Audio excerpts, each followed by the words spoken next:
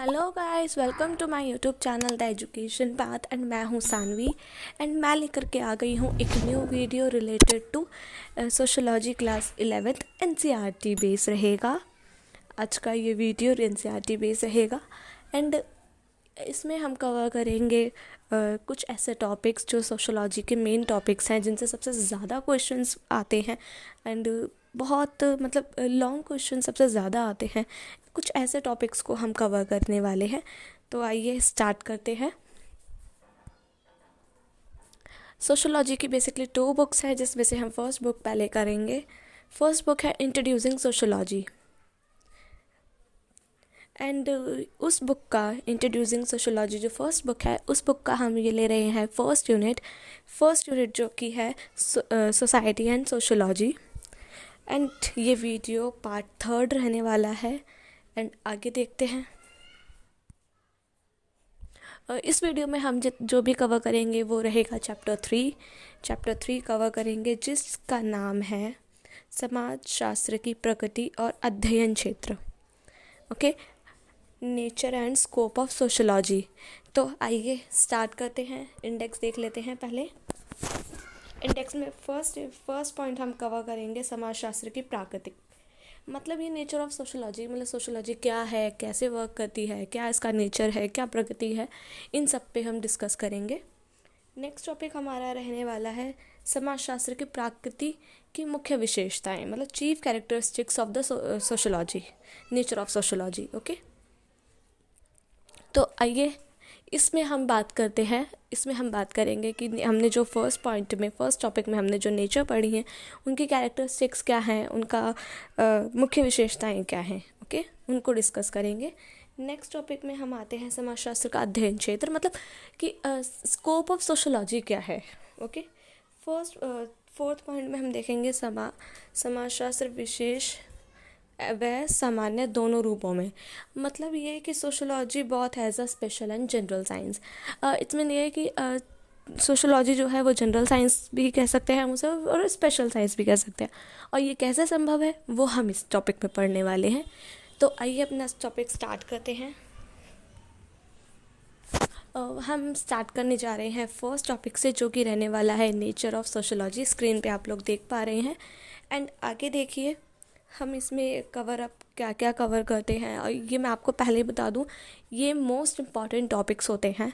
Nature, characteristics, ये सारे बहुत स्कोप, ये बहुत ही ज़्यादा इम्पॉर्टेंट क्वेश्चंस होते हैं और इससे लॉन्ग क्वेश्चन ज़रूर बनता है। ठीक है, तो इसको आप ध्यान से सुनिएगा, ध्यान से देखिएगा, ध्यान से पढ़िएगा। ज़रूरत पड़े तो स्क्रीनशॉट्स भी ले सकते हैं, नहीं तो आपको ये पीपीटी आप टेलीग्राम ग्रुप में या चैनल पे आपको प्रोवाइड कर दी जाएगी। आप वहाँ जाके चैनल को ज्वाइन कीजिए एंड आगे चलते हैं। फर्स्ट पॉइंट में आप लोग देख पा रहे हैं समाजशास्त्र की प्रकृति के बारे में विचारकों के अलग विचारकों में मतभेद है।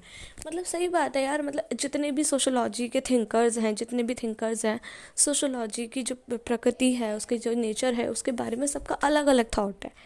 कुछ कहता है, कोई कुछ कहता है, तो अलग अलग थॉट्स है।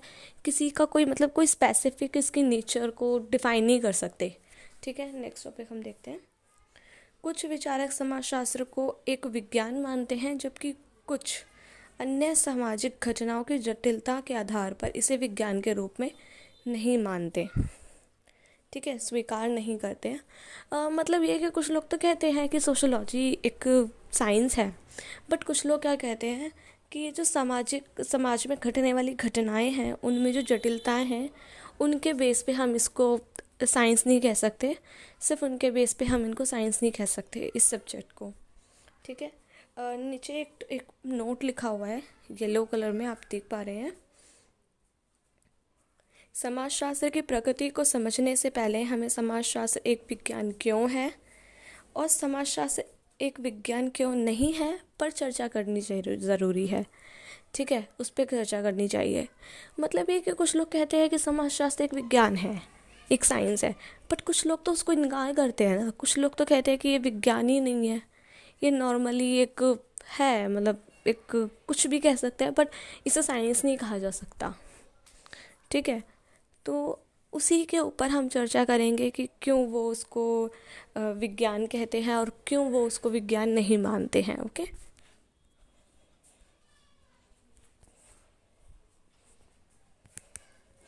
नेक्स्ट देखिए, ये उसी में ही है, डिफ्रेंशिएट करके मैंने एक्सप्लेन किया हुआ है, आप लोग देख सकते हैं। इधर तो दे रखा है sociology, why is sociology is a science, मतलब ये समाजशास्त्र एक विज्ञान क्यों है। और इधर की साइड दे रखा है, राइट हैंड की साइड, कि समाजशास्त्र एक विज्ञान क्यों नहीं है। इनको अलग अलग करके हम डिफ़ाइन करते हैं, क्योंकि एक साथ करेंगे तो मिक्सअप हो जाएगा। वो सबका अलग अलग माइंडसेट होता है कि वो एक साथ लेकर के चलते हैं तो उनको ज़्यादा जल्दी समझ में आता है, या अलग अलग पढ़ने से ज़्यादा जल्दी समझ में आता है। बट मेरे हिसाब से अलग अलग पढ़ना ज़्यादा ठीक रहता है। अगर अलग एक साथ पढ़ोगे तो माइंडसेट है ना, मतलब माइंडसेट जो किया हुआ होता है ना हमने, वो ब्रेक हो जाता है। माइंड जो हमने सेटअप किया होता है माइंड का, वो सेटअप हिल जाता है, तो वो कन्फ्यूज़न क्रिएट होती है जिसकी वजह से। तो अलग अलग डिफ़ाइन करते हैं। अगर आपको इसकी ये डिफरेंशिएट जो मैंने किया हुआ है, इसमें अगर आपको हिंदी इंग्लिश का प्रॉब्लम हो रहा है तो आप फ़िक्र ना कीजिए, मैं इसको आपको पीपीटी में एक पेज और ऐड कर दूँगी जो कि इंग्लिश में रहेगा। अभी मेरे को सिर्फ हिंदी में कंटेंट मिला तो मैंने हिंदी में कर दिया, बट इंग्लिश में भी अगर मेरे को कंटेंट मिलता है तो मैं इसमें एक पेज और ऐड करके आपको टेलीग्राम ग्रुप पे डालूँगी। तो आइए स्टार्ट करते हैं। फर्स्ट हम देखते हैं कि समाजशास्त्र एक विज्ञान क्यों है, सोशोलॉजी एक साइंस क्यों मानते हैं, उसके रीजंस क्या क्या हैं। फर्स्ट पॉइंट देखिए, वैज्ञानिक पद्धति का प्रयोग होता है, साइंटिफिक मेथड्स का प्रयोग होता है। सही बात है यार, मतलब अगर हमें किसी समाज का ऑब्जर्वेशन करना है, किसी सोसाइटी का ऑब्जर्वेशन करना है, तो ऑब्जर्वेशन हम यूज़ कर रहे हैं, मेथड हम यूज़ कर रहे हैं, लेकिन ऑब्जर्वेशन जो मेथड है वो है तो साइंटिफिक मेथड ना, एक साइंटिफिक मेथड है, तो हम इसको मतलब उसमें साइंटिफिक मेथड यूज़ होते हैं तो इसलिए हम इसको साइंस कह सकते हैं।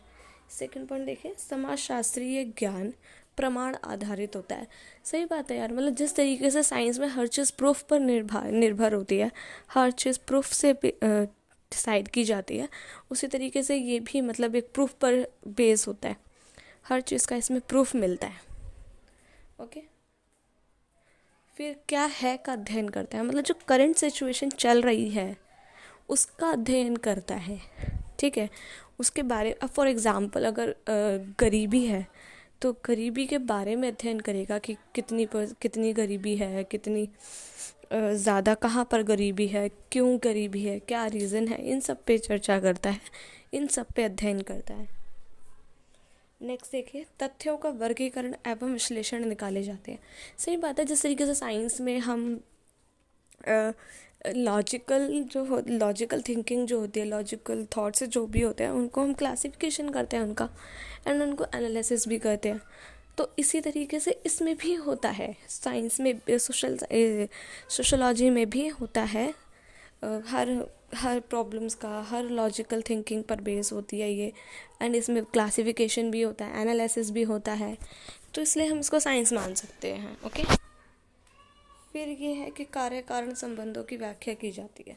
सही बात है, कार्य कारण के संबंधों की व्याख्या की जाती है। कार्य और कारण, मतलब कोई कारण और कार्य, इन दोनों के बीच जो संबंध है उसका भी अध्ययन किया जाता है। ठीक है, उसकी भी व्याख्या की जाती है, इसलिए ये एक साइंस भी है। इसके कुछ पॉइंट्स नेक्स्ट स्लाइड्स पर हैं, हम वो देख लेते हैं, फिर हम नेक्स्ट क्यों नहीं है वाला कंप्लीट करेंगे। तो देखिए, इसमें नेक्स्ट पॉइंट है, सामान्यीकरण या सिद्धांत निर्माण का प्रयास किया जाता है। मतलब जनरलाइजेशन एंड सिद्धांत निर्माण, प्रिंसिपल्स बनाए जाते हैं, उनका निर्माण किया जाता है, इसलिए ये एक साइंस है। ओके, नेक्स्ट पॉइंट देखिए, सामाजिक सिद्धांतों की पूर्ण परीक्षा की जाती है। मतलब जो प्रिंसिपल्स डिसाइड किए गए हैं, जो बनाए गए हैं, उनको दोबारा यूज़ किया जाता है, उनके अकॉर्डिंग चला जाता है। जैसे कि साइंस में प्रिंसिपल्स होते हैं, वैसे सोशोलॉजी में भी प्रिंसिपल्स होते हैं, तो उनके अकॉर्डिंग ही चला जाता है, इसलिए ये साइंस भी है। और लास्ट पॉइंट है इसमें, भविष्यवाणी करने में सक्षम है। हाँ जी बिल्कुल। इसमें क्या है, जैसे कि अब की सिचुएशन को देखा जाए कि भाई अब क्या चल रहा है, तो हम नेक्स्ट सिचुएशन को जो आने वाला है, उसका जो रिज़ल्ट निकलने वाला है, हम उसकी भविष्यवाणी कर सकते हैं। फॉर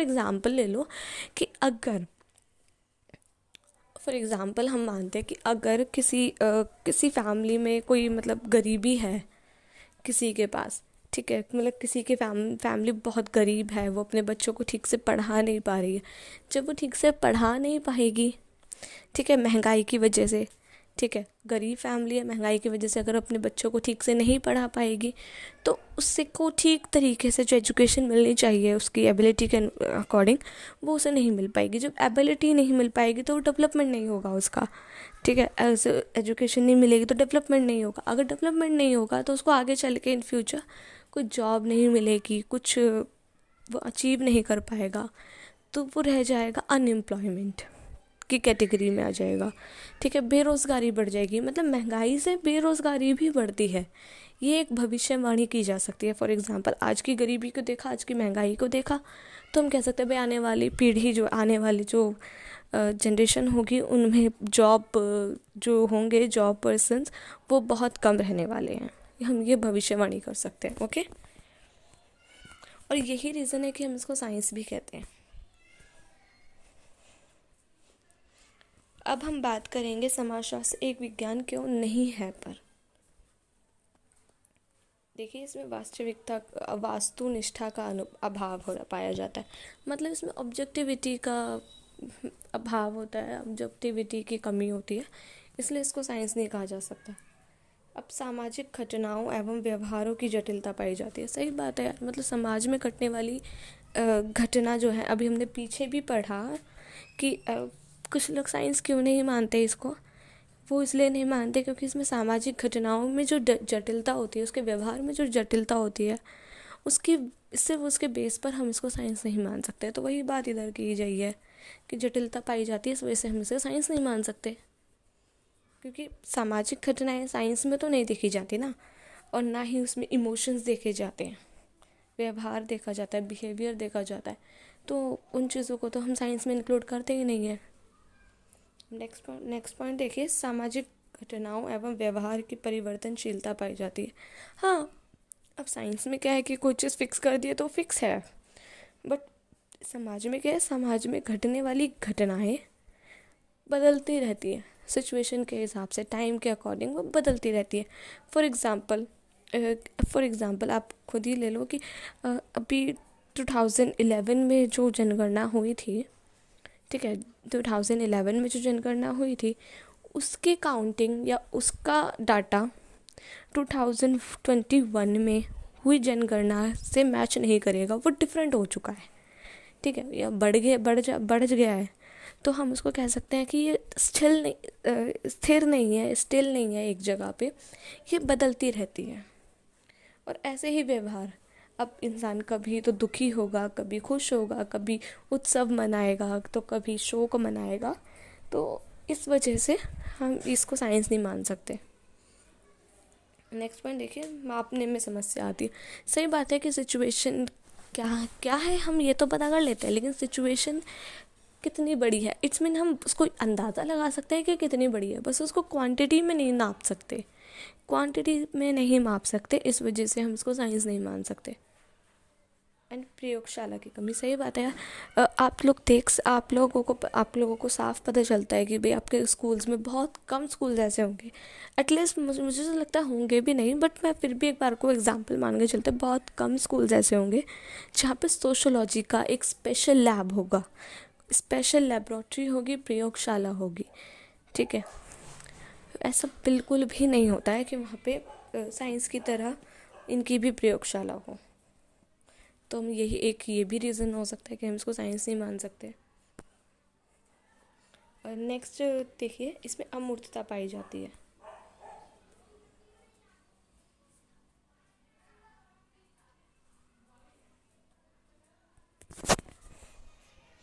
इसमें अमूर्तता पाई जाती है। नेक्स्ट पॉइंट देखिए, अमूर्तता मतलब ये है कि हम साइंस को तो हम मतलब प्रूफ कर सकते हैं। प्रूफ कैसे कर सकते हैं?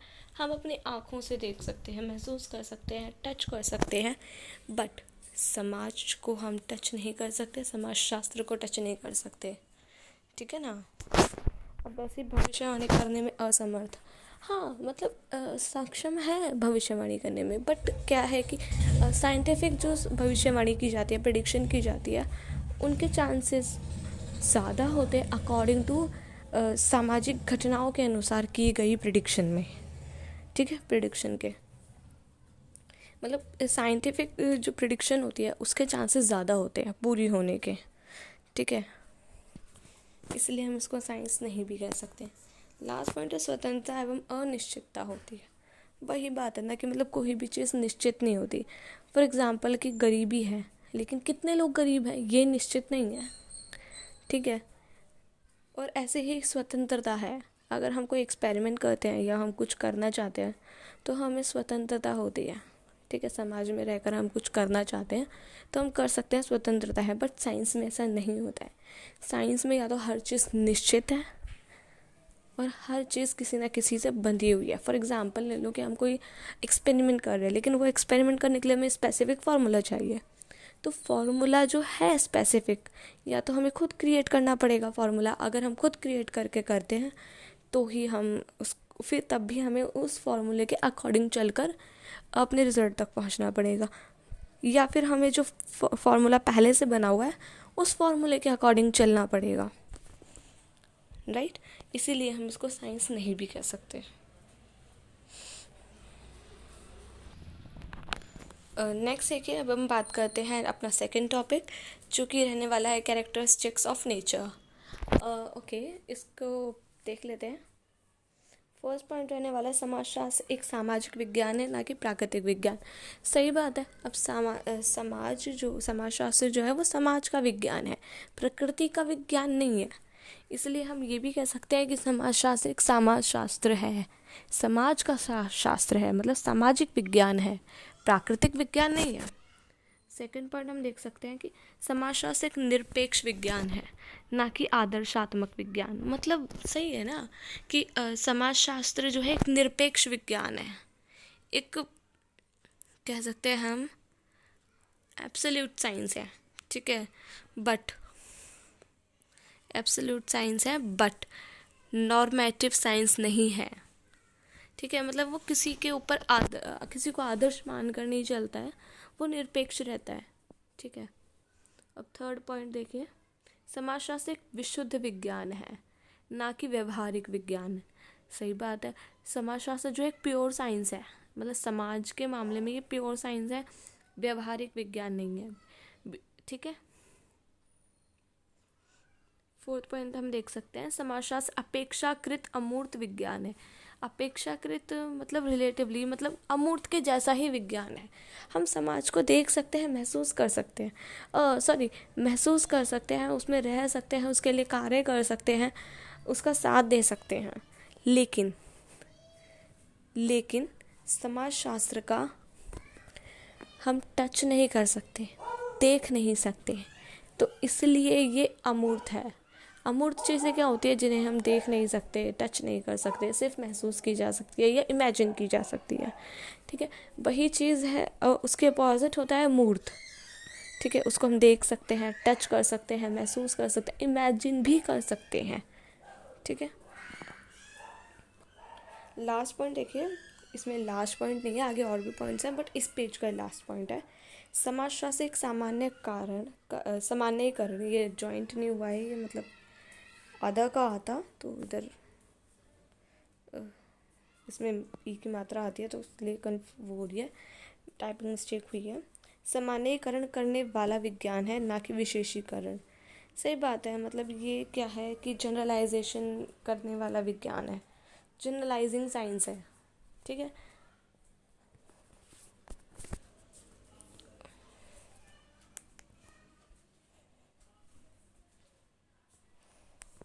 नेक्स्ट हम देख सकते हैं कि समाजशास्त्र जो है एक तर्क संगत और अनुभव सिद्ध विज्ञान है। मतलब तर्क संगत मतलब लॉजिकल विज्ञान है, लॉजिकल साइंस है। हाँ, साइंस में जिस तरीके से लॉजिक्स होते हैं इसमें भी लॉजिक्स होते हैं, ठीक है। और ये भी अनुभव को सिद्ध करता है, मतलब ये जो भी हम एक्सपीरियंस करते हैं उसको प्रूफ करके हमें समाजशास्त्र प्रोवाइड करता है नॉलेज।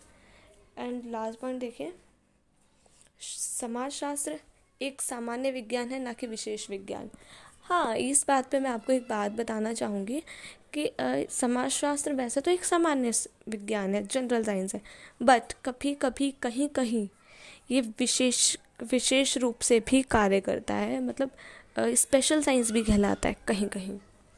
तो अगर आपको चाहिए फुल एक्सप्लेनेशन, ठीक है, अगर आपको चाहिए फुल एक्सप्लेनेशन तो ज्वाइन कीजिए हमारा टेलीग्राम ग्रुप, वहाँ मैं फुल एक्सप्लेनेशन डाल दूँगी। एंड बने रहिए हमारे यूट्यूब चैनल पर।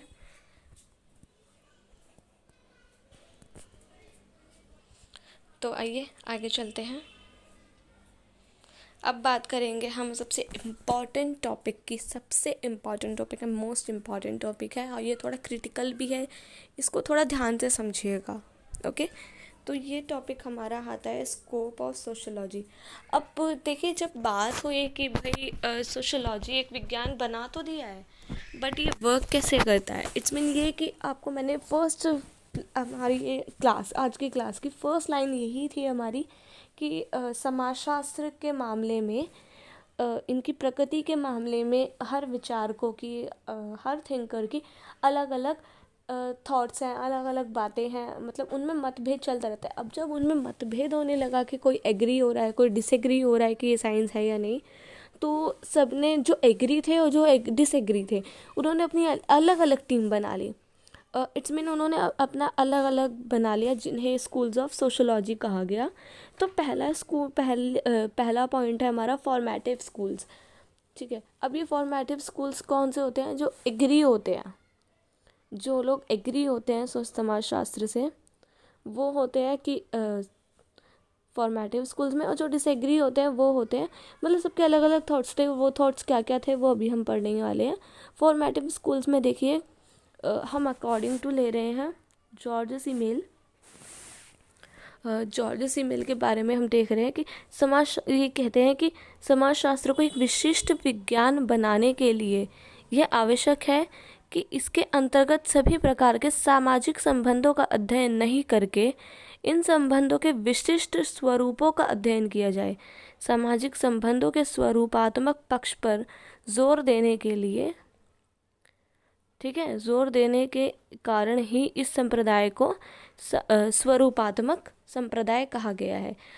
इट्स मीन ये कि ये कहते हैं, जॉर्ज सी मिल कहते हैं कि एक मतलब समाजशास्त्र को एक विशिष्ट विज्ञान बनाना है, तो उसके लिए हमें क्या करना है कि जो समाज में रहने वाले जो लोग हैं उनके बीच के संबंधों को नहीं, सामाजिक रिलेशनशिप्स पे हमें जोर नहीं देना है। ठीक है, उनके अध्ययन, मतलब रिलेशनशिप्स के अध्ययन, उनकी स्टडी पर फोकस नहीं करना है, हमें फोकस करना है फॉर्म्स ऑफ ह्यूमन रिलेशनशिप्स। ठीक है, मतलब इंसान का इंसान से कैसा संबंध है, कैसा रिलेशन है, ठीक है, उनके टाइप्स क्या है, उन पे फोकस करना है। It's mean forms of socialisation, मतलब ये समाजीकरण जो है उसके फॉर्म्स क्या क्या है वो उस पे कवर करना है। सोशल बिहेवियर क्या है, सोशल एक्शन क्या है, इन सब पे फोकस करना है। तो अब हम बात करेंगे अकॉर्डिंग टू वीरकांत, ये भी एक थिंकर ही रह चुके हैं। ठीक है, अब हम बात करेंगे अकॉर्डिंग टू वीरकांत। ये कहते हैं समाजशास्त्र पूर्ण मानसिक या मन संबंधी समस्याओं के अंतिम स्वरूपों का अध्ययन करता है जो मनुष्य को एक दूसरे से अबद्ध करते हैं। अब मतलब ये है कि समाजशास्त्र जो है, इनके थॉट्स मतलब इनके थॉट्स ना थोड़े अलग आ जाते हैं।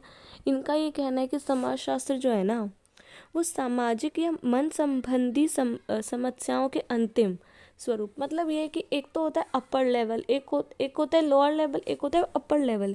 मतलब उनके मन की मानसिक संबंधी समस्याओं, मतलब मानसिक जो संबंधी समस्याएं हैं, उनके स्वरूपों का अध्ययन करता है जो मनुष्य को एक दूसरे से बॉन्ड बनाने में सहायता करते हैं। ठीक है, अब एग्जाम्पल के लिए इसमें हमें दे रखा है कि यदि दो समूह के व्यक्तियों के मध्य एकता है तो समाजशास्त्र एकता की उत्पत्ति, विकास, विशेषताओं आदि के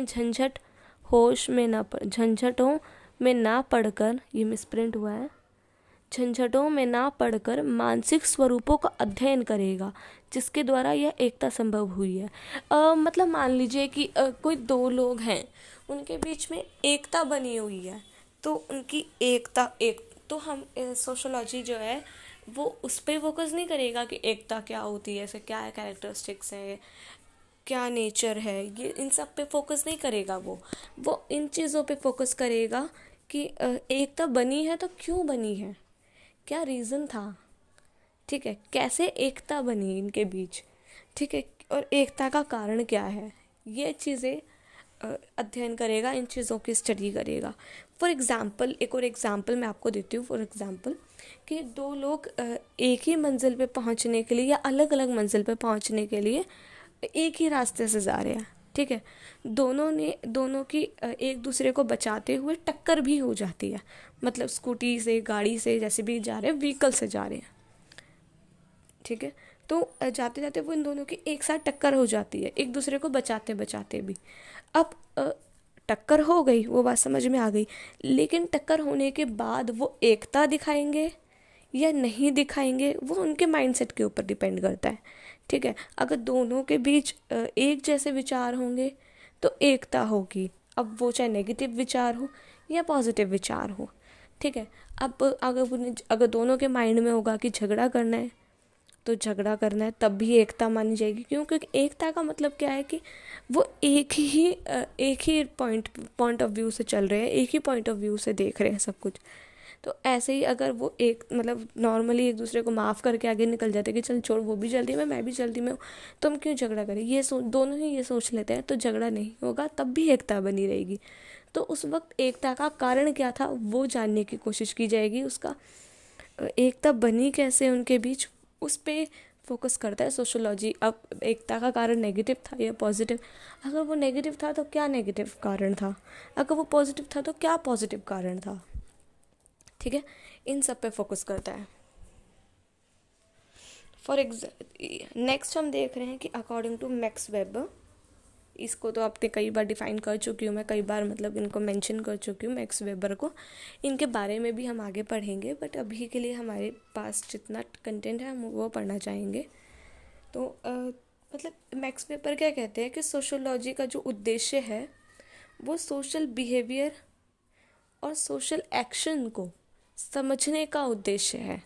मतलब समाजशास्त्र का ये उद्देश्य है कि भाई सामाजिक जो व्यवहार है, सोशल बिहेवियर है, सोशल एक्शन है, सामाजिक क्रिया है, उसको समझा जाए, ठीक है। नेक्स्ट पॉइंट हम देखते हैं, नेक्स्ट टॉपिक, नेक्स्ट स्कोप हम देखेंगे synthetic schools. Okay, synthetic schools उसके बिल्कुल, सिंथेटिक स्कूल्स फॉर्मेटिव स्कूल से बिल्कुल अपोजिट है, ठीक है। इसमें कहा जाता है, देखिए इसमें कहा गया है कि इस संप्रदाय के अनुसार समाजशास्त्र सामान्य विज्ञान है जिसका कार्य सामाजिक जीवन की सामान्य दिशाओं का अध्ययन करना है। मतलब अब देखिए ये लाइन आपको पढ़ के समझ में आ गया होगा। जो फॉर्मेटिव स्कूल्स थे उसमें बात हो रही थी कि समाज शास्त्र को विशेष कैसे बनाया जाए, विशिष्ट कैसे बनाया जाए, बट यहाँ बात हो रही है कि समाज शास्त्र को सामान्य कैसे बनाया जाए। वो एक सामाजिक विज्ञान है, सामान्य विज्ञान है, ठीक है, जो कि सामाजिक। तो आइए हम बात करते हैं, हम कहाँ थे, हाँ जी, कि फॉर्मेटिव स्कूल्स जो है उसमें क्या बात की गई है कि भाई समाज शास्त्र को एक विशेष विज्ञान बनाना है, बट इसमें क्या है, ये इसको सामान्य विज्ञान तक ही रखते हैं, जो कि ये कहते हैं कि सामान्य विज्ञान ये है। तो ये क्या करता है कि सामान्य विज्ञान में जो सामाजिक जीवन में जो सामान्य समस्याएं होती है, नॉर्मल प्रॉब्लम्स जो होती है, उनका अध्ययन करता है। तो अब हम देखते हैं अकॉर्डिंग टू दुर्खीम ये क्या कहते हैं, इनके क्या थॉट्स थे। ओके, इनके बारे में हम देखना चाहेंगे कि ये कहते हैं sociology considered sociology as the science of collective representation. सही है, मतलब इनकी क्या है कि इसमें जो बात हुई है इसमें पूरी समूह की बात हुई है, ठीक है। सिंथेटिक्स स्कूल्स जो हैं वो कहते हैं कि भाई समाजशास्त्र जो है वो पूरे समूह को साथ लेके चलता है, बट उधर फॉर्मेटिव स्कूल्स में क्या कहते हैं कि भाई वो किसी इंडिविजुअल को लेके साथ चलता है। ठीक है, इनके बीच ये मतभेद हुए थे। इसमें देखिए फर्स्ट पॉइंट देखिए, ये कलर भी ऐसा ले दिया है ये स्क्रीन पे, अगर आप देख नहीं पा रहे हैं तो मैं थोड़ा जूम कर देती हूँ, अब आप देख सकते हैं। तो अब आप देखिए कि इसमें जो फर्स्ट पॉइंट हमारा है, सामूहिक प्रतिनिधि समाज में पाए जाने वाले कुछ ऐसे विचार, भावनाएं आदि हैं जो सामाजिक जीवन के विभिन्न पहलुओं को प्रतिनिधित्व करते हैं। मतलब ये प्रतिनिधि कौन होता है? एज अ लीडर, मतलब प्रतिनिधि किसे कहते हैं? लीडर को। अब कोई टीम को लीड कर रहा है तो वो लीडर हो गया, और लीड जो किया जा रहा है वो क्या है? प्रतिनिधित्व। ठीक है, मतलब हमारे अंदर, ठीक है, हमारे अंदर कुछ ऐसे विचार होते हैं, भावनाएं होती है जो हमारे हमारे जो जीवन के, सामाजिक जीवन के जो पहलू होते हैं उनको, उनका प्रतिनिधित्व करते हैं, उनको लीड करते हैं। ठीक है, इसीलिए ये कहते हैं कि भाई ये जो पूरा समाजशास्त्र है ना, ये मतलब एक समूह मतलब समूह को रिप्रेजेंट करता है, पूरे ग्रुप को रिप्रेजेंट करता है।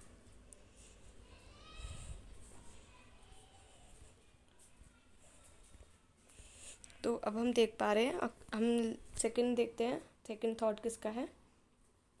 According to Sorokin. हाँ, सोरोकिन के बारे में मैं आपको एक बात बता दूँ, इनके बारे में एक मोस्ट इम्पॉर्टेंट क्वेश्चन निकल के आता है, मोस्ट इम्पॉर्टेंट क्वेश्चन, कि इन्होंने ना एक बुक लिखी थी जिसमें इन्होंने डिवीज़न ऑफ क्लास, वर्ण मेंशन किए थे। ठीक है, इनकी जो बुक थी, इनके पहले थॉट्स देख लेते हैं क्या है। इनके थॉट्स हैं, इनके अनुसार समाजशास्त्र को एक समाज का विज्ञान मानना ही उचित होगा। मतलब ये कहते हैं कि भाई समाज शास्त्र को समाज का ही विज्ञान मानो, उन्हें कोई विशेष विज्ञान मत मानो, उन्हें सिर्फ समाज का ही विज्ञान मानो। ठीक है, हाँ, इनकी बुक के बारे में हम बात कर रहे थे। इनकी बुक रही है कंटेम्प्रेरी सोशोलॉजिकल थ्योरी। ठीक है, इस बुक का नाम, ऑथर और इसमें क्या मेंशन किया गया है, इन सबको अच्छे से लर्न कर लेना। ये ऑब्जेक्टिव क्वेश्चंस में बहुत बार पूछा जाता है। तो अब हम बात करते हैं नेक्स्ट टॉपिक जी। ये हमारा आई थिंक लास्ट टॉपिक है, जो कि बहुत ही ज़्यादा इम्पॉर्टेंट है। बहुत छोटा है, बहुत इजीली आपको समझ में भी आ जाएगा, बट क्या है कि थोड़ा ध्यान से समझिएगा, क्योंकि बहुत इम्पॉर्टेंट क्वेश्चन है, इम्पॉर्टेंट टॉपिक है। इसमें क्या कहा गया? सोशोलॉजी बहुत है as a special and general science. जी, मतलब ये कि सोशोलॉजी जो है वो एक सामान्य विज्ञान भी है और एक विशेष विज्ञान भी, मतलब जनरल साइंस भी है, और एक स्पेसिफिक या स्पेशल साइंस भी है। ठीक है, तो हम फर्स्ट पॉइंट हम देख लेते हैं। फर्स्ट पॉइंट में मेंशन है कि समाज एक बदलती हुई जटिल अवस्था है। मतलब जटिल है, मतलब स्ट्रॉन्ग है काफ़ी। ठीक है, समाज एक स्ट्रॉन्ग अवस्था है, स्ट्रॉन्ग है वो काफ़ी, तो इसलिए हम इसको कह सकते हैं विशेष विज्ञान है। बट इसमें सिचुएशंस के अकॉर्डिंग बदलाव आते रहते हैं। ठीक है, जैसे अभी मैंने जनसंख्या वाला एग्जांपल दिया था पीछे, कि जनसंख्या 2011 में इतनी थी और 2021 में इतनी है, तो उसका डिफरेंस को भी हम कह सकते हैं कि बदलता रहता है। तो हम ये कह सकते हैं कि बदलता रहता है, बदलाव आते रहते हैं, इसलिए हम इसको जनरल साइंस भी कह सकते हैं। ठीक है, नेक्स्ट पॉइंट देखिए। इसमें विशेष व सामान्य दोनों ही प्रकार के संबंधों का अपना अपना महत्व है। हाँ, मानते हैं कि इसमें ये एक जनरल साइंस भी है और एक स्पेसिफिक साइंस भी है, स्पेशल साइंस भी है, बट इन दोनों में स्पेशल और जनरल कैटेगरी जो है दोनों की, उनका अपना अलग अलग इम्पोर्टेंस है। जहाँ पे स्पेशल साइंस को तरह वर्क करना चाहिए सोशोलॉजी को, वहाँ पे वो उस तरीके से वर्क करती है। जहाँ पे जनरल साइंस के अकॉर्डिंग वर्क करना चाहिए, वहाँ पे वो उस तरीके से वर्क करती है। ठीक है, नेक्स्ट जो देखिए, कहने का तात्पर्य यह है कि समाजशास्त्र को अपने अध्ययन में विशेष, सामान्य दोनों ही दृष्टि से अपनाना होगा। मतलब सही बात है यार, कि मतलब जब दोनों प्रकार के इम्पॉर्टेंट है, दोनों टाइप्स इम्पॉर्टेंट है, तो दोनों ही चीज़ों को, दोनों ही क्वालिटी को अपनाना पड़ेगा ना, तभी तो एक विशेष विज्ञान बन पाएगा। नेक्स्ट नोट है एक, जो कि मैंने ही, देख लीजिए एक बार, इसी से रिलेटेड है। कोई भी सामाजिक विज्ञान ना तो पूर्ण रूप से सामान्य हो सकता है और ना ही पूर्ण रूप से विशेष होना संभव है। मतलब वो हर विज्ञान, हर साइंस एक प्रॉपर प्रॉपर स्पेशल साइंस हो, ये भी होना संभव नहीं है, ऐसा भी होना संभव नहीं है। बट वो एक नेचुरल साइंस ही हो, ऐसा भी नहीं हो सकता कि वो एक सिर्फ एक नेचुरल साइंस ही बन के रह जाता है, ऐसा भी नहीं है। और वो स्पेशल साइंस भी नहीं हो सकता है। तो मतलब कोई भी समाज जो है या कोई भी सामाजिक विज्ञान जो है, फॉर एग्जांपल पॉलिटिकल साइंस ले लो, वो भी एक देखा जाए तो उसमें सामाजिक सिचुएशंस भी उठाई जाती हैं, इसलिए वो सामान्य विज्ञान भी है। बट उसमें विशेष विज्ञान क्यों है? क्योंकि उसमें राजनीति की बातें हैं, तो इसलिए विशेष विज्ञान है। ना तो वो पूर्ण रूप से विशेष में रह पाता है, ना ही वो पूर्ण रूप से सामान्य बन पाता है। वही बात आ गई। तो तो देखिए, आपको स्क्रीन पे दिख रहा होगा, आप हमारे से अब कनेक्ट हो सकते हैं नीचे दिए गए प्लेटफॉर्म्स पे भी। देखिए, इंस्टाग्राम का ये प्लेटफॉर्म है the education path, the dot education dot path. ये सर्च कीजिएगा, आपको हमारा इंस्टाग्राम पे पेज मिल जाएगा। इंस्टाग्राम पे आपको हमारी आईडी मिल जाएगी, यूज़र नेम है ये। तो टेलीग्राम ग्रुप की भी हमने आईडी इसमें मेंशन कर दी है, एट द एजुकेशन पाथ। हम अगर आप मेंशन करते हैं तब भी आप टेलीग्राम पे सर्च कर सकते हैं। एंड फेसबुक ग्रुप, उस पर भी आपको लेटेस्ट अपडेट या फिर ऑब्जेक्टिव क्वेश्चंस आपको मिलते रहेंगे। वहाँ पे भी हमें कनेक्ट कीजिए, वहाँ पे भी हमसे कनेक्ट होइए, वहाँ पे भी हमें सपोर्ट कीजिए। एंड ईमेल, अगर आपको कोई भी डाउट होता है किसी भी तरीके का या आपको कोई क्वेश्चन समझ में नहीं आता तो उसकी PDF बनाइए और हमें मेल कर दीजिए। हम आपको बहुत जितना जल्दी हो सके हम उसका रिस्पांस आपको प्रोवाइड करेंगे। एंड आप तो हमें यूट्यूब पे देख ही रहे हैं, एंड अगर वीडियो पसंद आया हो तो सब्सक्राइब कर लीजिएगा। एंड लेटेस्ट वीडियो के लिए या फिर आगे आने वाली वीडियोस के लिए, ताकि उसका नोटिफिकेशन आपको जल्दी मिले, तो बेल आइकन को भी प्रेस कीजिएगा। तो thank you so much for watching my video. मैं हूँ सानवी, ये वीडियो यहीं ख़त्म करते हैं। एंड आपको मैं पहले भी बता चुकी हूँ कई वीडियोस में कि मैं हर यूनिट कंप्लीट करने के बाद आपको हर यूनिट्स के हर चैप्टर से रिलेटेड अलग अलग क्वेश्चंस भी प्रोवाइड करूँगी। हर टाइप्स के क्वेश्चन उसमें होंगे। आपको प्रैक्टिस क्वेश्चन भी दूँगी, प्रीवियस ईयर्स को क्वेश्चन पेपर्स भी सॉल्व करवाऊँगी। तो किस तरीके से पेपर अटेम्प्ट करना है वो भी आपको बताऊंगी। तो आइए ख़त्म करते हैं आज का वीडियो यही। एंड नेक्स्ट पार्ट में बहुत जल्द लाने वाली हूँ। बट आपसे एक छोटा सा क्वेश्चन है,